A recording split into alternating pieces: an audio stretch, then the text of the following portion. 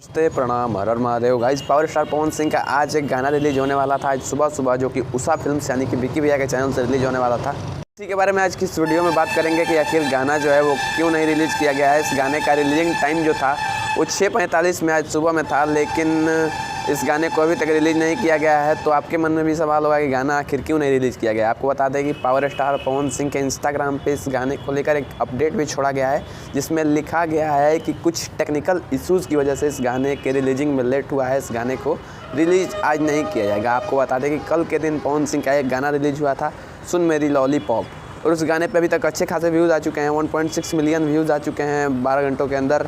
और यहाँ पे जो इस गाने का रिलीजिंग डेट था वो आज ही के दिन था।